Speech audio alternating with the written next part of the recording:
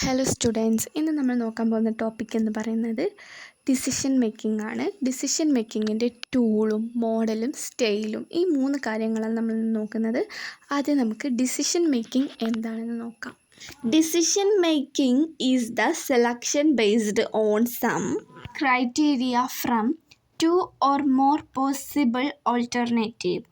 അപ്പോൾ decision making എന്ന് പറയുന്നത് എന്തിന് ബേസ്ഡ് ആണ്? സെലക്ഷന് ബേസ്ഡ് ആണ്.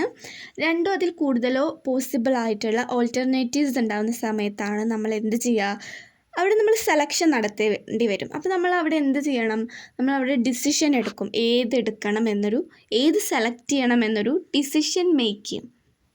അതാണ് ഡിസിഷൻ മേക്കിംഗ് എന്ന് പറയുന്നത്. അടുത്തൊരു ഡിസിഷൻ നമുക്ക് സിംപ്ലി പറയുകയാണെങ്കിൽ എന്താണ്? A decision is simply a selection from 2 or more courses of action. അടുത്ത് നമ്മൾ നോക്കാൻ പോകുന്നത് decision making tools and techniques ആണ്. അതിലൊന്നാമത്തേതാണ് ബ്രെയിൻ സ്റ്റോമിംഗ് ടൂളാണ്.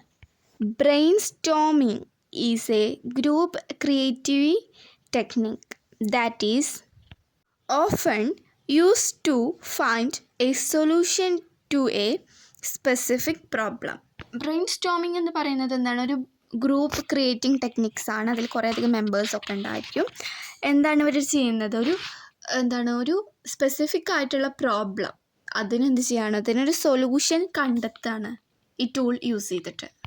This is done by allowing team members to contributing new ideas which are gathering and recording freely. ഇതൊരു group technique ആയതുകൊണ്ട് തന്നെ കുറേ അധികം ഐഡിയാസ് എന്ത് ചെയ്യാൻ തുടങ്ങും?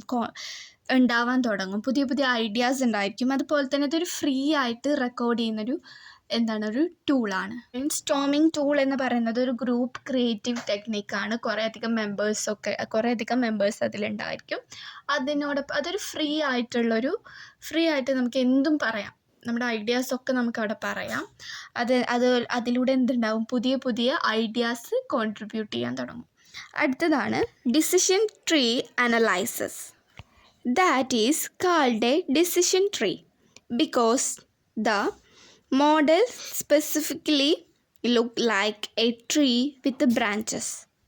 Decision tree are graphically representation of decision and their potential consequence, including probability assessment. Decision tree analyzing tool എന്ന് പറയുന്നത് എന്താണ്? ഇതിനെ നമ്മൾ എന്തുകൊണ്ടാണ് ഡിസിഷൻ ട്രീ എന്ന് വിളിക്കുന്നത് വെച്ചാൽ, ഇത് കണ്ടാൽ നമുക്ക് എങ്ങനെയാണ് ലുക്ക് ലൈക്ക് ഒരു ട്രീയും അതിന് കുറേ ബ്രാഞ്ചസും ആയിട്ടാണ് നമുക്ക് തോന്നുക. അതൊരു ഡിസിഷൻ ട്രീ ഒരു ഗ്രാഫിക്കലി റെപ്രസെൻറ്റഡ് ആയിട്ടുള്ളൊരു ഇതാണ്. ഇതിൽ വരുന്ന പ്രോബ്ലം അതിന് കുറേയധികം സൊല്യൂഷൻസും ഉണ്ടായിരിക്കും. അതാണിത് ഒരു ഡിസിഷൻ ട്രീ എന്ന് പറയുന്നത്. ഓക്കെ, മൂന്നാമത്തേതാണ് സോർട്ട് അനലൈസിസ്. ഇതിൽ എസ് എന്ന് പറയുന്നത് സ്ട്രെങ്ത് എന്നും ഡബ്ല്യു എന്ന് പറയുന്നത് വീക്ക്നെസ്സും ഒ എന്ന് പറയുന്നത് ഓപ്പർച്യൂണിറ്റിയും ടി എന്ന് പറയുന്നത് ത്രെഡ്സ് എന്നാണ്. That is a strategical planning tool used to identify internal strength and weakness, external opportunity and threats that helping organisation assessing their current situation and make a decision based of analysis. ഈ tool use ചെയ്തിട്ട് നമുക്ക് ഓരോ ഓർഗനൈസേഷൻ്റെ internal ആയിട്ടുള്ള സ്ട്രെങ്ത്തും വീക്ക്നെസ്സും അതുപോലെ തന്നെ external ആയിട്ടുള്ള ഓപ്പർച്യൂണിറ്റിയും thread ഭീഷണി എന്നിങ്ങനെ കാര്യങ്ങളൊക്കെ മനസ്സിലാക്കാൻ പറ്റും. അതിലൂടെ ആ കറൻറ്റ് സിറ്റുവേഷൻ നമുക്ക് മനസ്സിലാക്കിയിട്ട് ഒരു ബെസ്റ്റ് ഡിസിഷൻ നമുക്കിവിടെ എടുക്കാൻ പറ്റും. നാലാമത്തേതാണ് pros and cons analysis. Benjamin Franklin is the founding father of the pro and cons analysing.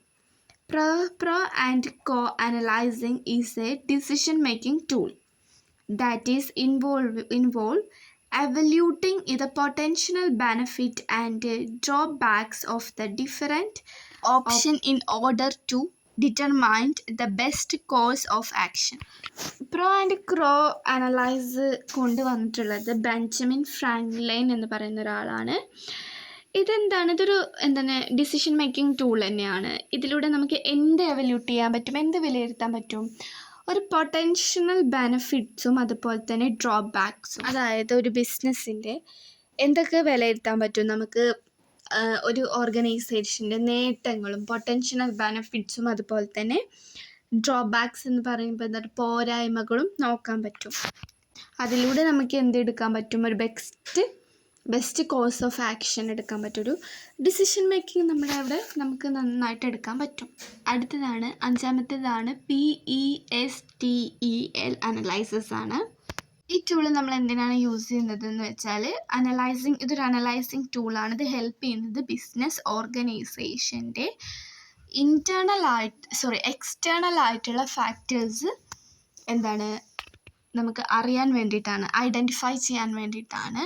External factors എന്ന് പറയുമ്പോൾ P എന്ന് പറയുന്നത് പൊളിറ്റിക്സ് ആണ്, E എന്ന് പറയുന്നത് എക്കണോമിക്, S എന്ന് പറയുന്നത് സോഷ്യൽ, T എന്ന് പറയുന്നത് ടെക്നോളജി, L എന്ന് പറയുന്നത് ലീഗൽ, E എന്ന് പറയുന്നത് എൻവയോൺമെൻറ്റ്. ഈ കാര്യങ്ങളൊക്കെ നമുക്ക് ഐഡൻറ്റിഫൈ ചെയ്യാനാണ് ഈ ടൂള് യൂസ് ചെയ്യുന്നത്. അടുത്തതാണ് ആറാമത്തേതാണ് cost benefit analysing involve comparing decision cost with the benefit that is expect to generate. അടുത്തത് നോക്കാൻ പോകുന്നത് ഡിസിഷൻ മേക്കിംഗ് മോഡൽസ് ആണ്. ഈ decision making models is a structured process used to guide team to make a decision. അതിൽ first one ആണ് rational model. The rational decision making model, this is A systematical step by process designed to guide individual or group in make a sound decision. It involves identifying a problem, generating and evaluating alternative solution, and selecting the best course of action based on available information. Rational decision making എന്ന് പറയുന്നത് എന്താണ്, ഒരു systematical ആണ്. ഇതൊരു step by ആയിട്ടുള്ള ഒരു പ്രോസസ്സാണ്. ഇതെങ്ങനെ ഡിസൈൻ എന്ന് വെച്ചാൽ ഗൈഡ് ഇൻഡിവിജ്വൽ, ഒരു വ്യക്തിക്കോ അല്ലെങ്കിൽ ഗ്രൂപ്പായിട്ടും എന്ത് ചെയ്യാൻ പറ്റും, ഡിസിഷൻ മേക്ക് ചെയ്യാൻ പറ്റും. ഇവിടെ ഒരു സൗണ്ട് ഡിസിഷനാണ് വരുന്നത്. ഇവിടെ ഒരു പ്രോബ്ലത്തിന് സൊല്യൂഷൻ കാണാൻ വേണ്ടിയിട്ട് തന്നെയാണ് നമ്മളിത് യൂസ് ചെയ്യുന്നത്. അത് എങ്ങനെയാണ് ഇവിടെ അവൈലബിൾ ആയ ഇൻഫോർമേഷൻ വെച്ചിട്ടാണ് എന്ത് ചെയ്യുന്നത്, ഡിസിഷൻസ് എടുക്കുന്ന ഒരു മോഡലാണിത്. അടുത്തതാണ് second bounded rationality decision making മോഡലാണ്. ഈ കോൺസെപ്റ്റിൽ പറയുന്നത് ഹ്യൂമൻ റാഷണൽ ഡിസിഷൻ എടുത്താൽ എപ്പോഴും എന്തായിരിക്കും, അത് ചേഞ്ച്ഡ് ആയിക്കൊണ്ടിരിക്കും എന്നാണ് ഈ കോൺസെപ്റ്റിൽ പറയുന്നത്. ഓക്കെ, ബൗണ്ടഡ് റാഷണാലിറ്റിയുടെ മീനിങ് എന്ന് പറയുന്നത് ലാഗിങ് പെർഫെക്റ്റ് ഇൻഫോർമേഷൻ എന്നാണ്. കുറഞ്ഞ ഇൻഫോർമേഷൻ ഉൾപ്പെടെ കിട്ടുക. അതുപോലെ തന്നെ ഈ മോഡൽ നമുക്ക് സജസ്റ്റ് ചെയ്യുന്നതെന്ന് വെച്ചാൽ ഒരിക്കലും പീപ്പിൾസ് എന്തെടുക്കില്ല, പെർഫെക്റ്റ് ആയിട്ടുള്ള ഒരു റാഷണൽ ഡിസിഷൻ മേക്ക് ചെയ്യില്ല എന്നാണ് ഇവിടെ പറയുന്നത്. പകരം യൂസ് ചെയ്യേണ്ടത് സിംപ്ലിഫൈഡ് ഡിസിഷൻ മേക്കിംഗ് മെത്തേഡ്, ലളിതമായ മെത്തേഡ്സാണ് എന്ത് ചെയ്യുക, ഭയങ്കര സിമ്പിളായിട്ടുള്ള മെത്തേഡ്സിലൂടെയാണ് ഡിസിഷൻസ് എടുക്കുള്ളൂ എന്നാണ് പറയുന്നത്. മൂന്നാമത്തെയാണ് ഇൻഡ്യൂഷൻ ബേസ്ഡ് ഡിസിഷൻ മേക്കിംഗ് ആണ്. ഈ മോഡൽ യൂസ് ചെയ്യുന്നത് നമ്മൾ ഫീലിങ്ങിനെ ആണ്. നമ്മൾ ഡിസിഷൻ ഇതെന്തിൻ്റെ ബേസിലാണ്, നമുക്ക് എന്താണോ നമ്മൾ ഫീൽ ചെയ്യുന്നത്, ട്രൂത്ത് ആവുന്നത്, റൈറ്റ്, നമ്മുടെ എന്തൊക്കെയാണോ നമുക്ക് ശരിയെന്ന് തോന്നുന്നത്, ആ കാര്യങ്ങൾ നമ്മൾ ഡിസിഷനായി എടുക്കുകയാണ്.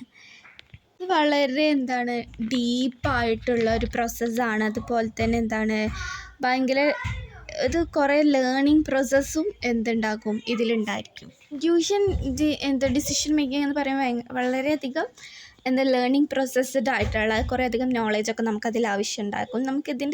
ഇതെന്ന് പറയുന്നത് നമുക്ക് എന്താണോ ഫീൽ ചെയ്യുന്നത്, നമുക്ക് എന്താണോ ശരിയെന്ന് തോന്നുന്നത്, ആ കാര്യം എടുക്കുക, ഡിസിഷനായി എടുക്കുക. ഓക്കെ, അടുത്തത് ഗ്രൂപ്പ് ഡിസിഷൻ മേക്കിംഗ് ആണ്. അതിൻ്റെ പേരിൽ തന്നെ അത് ടീം വർക്ക്ഡ് ആണ്. അതുപോലെ തന്നെ ഇൻവോൾവ് ചെയ്യുന്നത് മൾട്ടിപ്പിൾ ഇൻഡിവിജ്വൽസ് ഇതിൽ ഇൻവോൾവ്ഡ് ആണ്. ഇത് ഒരു ഇഷ്യൂ ഉണ്ടാകും, ഒരു സൊല്യൂഷൻ കണ്ടെത്താം. ഓക്കെ, അങ്ങനെ മോഡൽസ് കഴിഞ്ഞിട്ടുണ്ട്. ഡിസിഷൻ മേക്കിംഗ് സ്റ്റൈലാണ് നമ്മൾ നോക്കാൻ പോകുന്നത്. അതിൽ ഒന്നാമത്തേതാണ് ഓട്ടോക്രാറ്റിക് ഡിസിഷൻ മേക്കിംഗ് സ്റ്റൈലാണ്. Autocratic decision making is A leadership സ്റ്റൈലാണ്. ഇവിടെ ഇമ്പോർട്ടൻ്റ് ആയിട്ടുള്ള എല്ലാ ഡിസിഷൻസും എടുക്കുന്നത് ആരായിരിക്കും, ഒന്നുകിൽ ലീഡറോ അല്ലെങ്കിൽ മാനേജറോ ആയിരിക്കും. ഇവിടെ ആർക്ക് വലിയ റോളൊന്നുമില്ല, സബോർഡിനേറ്റേഴ്സിന് റോളൊന്നുമില്ല. അവർക്ക് എന്തല്ല, നോ ചോയ്സും അതുപോലെ തന്നെ ടു എക്സ്പ്രസ്, അവർക്കൊന്ന് അത് എക്സ്പ്രസ് ചെയ്യാനോ ഒന്നും ചൂസ് ചെയ്യാനൊന്നും അവർക്ക് പറ്റില്ല. കൂടുതലായിട്ടും ഇവിടെ എന്താണ് ലീഡേഴ്സായിരിക്കും ഇവിടുത്തെ എല്ലാ തരത്തിലുള്ള ഡിസിഷൻസും എടുക്കുക. അത്തരത്തിലുള്ള ഡിസിഷൻ മേക്കിംഗ് സ്റ്റൈലാണ് ഓട്ടോക്രാറ്റിക് ഡിസിഷൻ മേക്കിംഗ് സ്റ്റൈൽ എന്ന് പറയുന്നത്. പാർട്ടിസിപ്പേറ്റീവ് ഡിസിഷൻ മേക്കിംഗ് സ്റ്റൈൽ എന്ന് പറയുന്നതിൽ ഇവിടുത്തെ എംപ്ലോയർ എന്ത് അലോ ചെയ്യുന്നുണ്ട്, എൻകറേജ് ചെയ്യുന്നുണ്ട്, പ്രോത്സാഹിപ്പിക്കുന്നുണ്ട്. ആരെ? എംപ്ലോയീസിനെ. അവരുടെ to share or participative organisation decision making. ഓർഗനൈസേഷൻ്റെ ഡിസിഷൻ മേക്കിങ്ങിൽ അവരെ എന്ത് ചെയ്യുന്നുണ്ട്, പാർട്ടിസിപ്പേറ്റിംഗ് ചെയ്യുന്നുണ്ട്. അവരുടെ ഐഡിയാസൊക്കെ ഷെയർ ചെയ്യാനുള്ളൊരു അവസരം എന്ത് ചെയ്യുന്നുണ്ട്, എംപ്ലോയർ എംപ്ലോയീസിന് കൊടുക്കുന്നുണ്ട്. അതാണ് പാർട്ടിസിപ്പേറ്റീവ് ഡിസിഷൻ മേക്കിംഗ് സ്റ്റൈൽ എന്ന് പറയുന്നത്. കൺസെൻസസ് ഡിസിഷൻ മേക്കിംഗ് സ്റ്റൈലാണ് മൂന്നാമത്തെ. കൺസെൻസസിൻ്റെ മീനിങ് എന്ന് പറയുന്നത് coming to an agreement, general agreement എന്നൊരു മീനിങ് ഒക്കെയാണ് കൺസെൻസസിന് വരുന്നത്. ഇവിടെ എന്താണ്, എഗ്രിമെൻറ്റ് ബിറ്റ്വീൻ ആൾ മെമ്പേഴ്സ്, എല്ലാ മെമ്പേഴ്സും തമ്മിലുള്ള ഒരു എഗ്രിമെൻറ്റ്, ഒരു സ്റ്റൈലിലുള്ളൊരു ഡിസിഷൻ മേക്കിംഗ് ആണിത്. നാലാമത്തെ ഡിസിഷൻ മേക്കിംഗ് ആണ് directive decision making style. Pros and cons of situation based ആയിട്ടുള്ളതാണ്. അതുപോലെ തന്നെ ഇവിടെ എന്താണ്, വാട്ട് ദേ ആൾറെഡി നോ. ഇവിടെ എന്താണ്, ഇത് യൂസ് ചെയ്യുന്നത് പാസ്റ്റ് ഡാറ്റ വെച്ചിട്ടാണ്. അപ്പോൾ കഴിഞ്ഞു പോയ കാര്യങ്ങൾ വെച്ചിട്ടാണ് എന്ത് ചെയ്യുന്നത്, ഇവിടെ അങ്ങനത്തെ ഒരു ഡിസിഷൻ മേക്കിംഗ് സ്റ്റൈലാണിത്. കഴിഞ്ഞു പോയൊരു ഇത് വെച്ചിട്ടുള്ളൊരു decision making style, past data വെച്ചിട്ടുള്ളൊരു ഡിസിഷൻ മേക്കിംഗ് സ്റ്റൈലാണിത്. ഡയറക്റ്റീവ് ഡിസിഷൻ മേക്കിംഗ് സ്റ്റൈൽ എന്ന് പറയുന്നത് അഞ്ചാമത്തെയാണ്. കോഗ്നിറ്റീവ് ഡിസിഷൻ മേക്കിംഗ് സ്റ്റൈലാണ് അടുത്തത്. കോഗ്നിറ്റീവ് സ്റ്റൈൽ റെഫർ ചെയ്യുന്നത് എന്താണ്, ടു വൺസ് മാനർ പെർഫോമിങ്. ഒരു രീതിയിൽ മാത്രം എന്ത് ചെയ്യുക, പെർഫോം ചെയ്യുക എന്നാണ് അതിൻ്റെത്. എന്താണിത്, there are intellectual ability refers to one level of performance. Conceptual decision making style. Conceptual decision making is applied to problem that is involve many competitive ideas. ഇവിടെ എന്താണ്, ഒരു പ്രോബ്ലം അപ്ലൈ ചെയ്യുമ്പോഴൊക്കെ നമുക്ക് എന്തുണ്ട്, കുറേ അധികം ഐഡിയാസ് എന്ത് ചെയ്യുന്നുണ്ട്, ഇവിടെ വരും. ഓക്കെ, അതാണ് ഈ ഡിസിഷൻ മേക്കിംഗ്. അപ്പോൾ തന്നെ ഈ ഡിസിഷൻ മേക്കിംഗ് എന്ത് നോക്കുന്നുണ്ട്, ലുക്ക് ഫോർവേഡ്. അപ്പോൾ തന്നെ ഈ decision making look forward to അതുപോലെ തന്നെ ഈ decision making look forward to what could happen if the decision is made. ഈ ഡിസിഷൻ എടുത്തു കഴിഞ്ഞിട്ട്, ഈ തീരുമാനം എടുത്തു കഴിഞ്ഞാൽ പിന്നെ എന്ത് സംഭവിക്കും എന്ന കാര്യം ഈ ഡിസിഷൻ എന്ത് ചെയ്യുന്നുണ്ട്, നോക്കുന്നുണ്ട് എന്നാണ് പറയുന്നത്. അതുപോലെ തന്നെ there are strong decision making, അത് സ്ട്രോങ് ആയിട്ടുള്ള ഡിസിഷൻ മേക്കിങ്ങും അതുപോലെ തന്നെ ഒരു ലോങ് ടേം ഡിസിഷൻ മേക്കിങ്ങും ആയിരിക്കും. ഇതെന്താണ്, സ്ട്രോങ് ആയതും അതുപോലെ തന്നെ കുറേ കാലത്തേക്കുള്ളൊരു ഡിസിഷൻ ആയിരിക്കും ഇത്. ഓക്കെ, അപ്പം നമ്മൾ ഇതിൽ എന്താണ് ഡിസിഷൻ മേക്കിംഗ് ടൂൾസും മോഡലും സ്റ്റൈലുമാണ് പറഞ്ഞിട്ടുണ്ടായിരുന്നത്.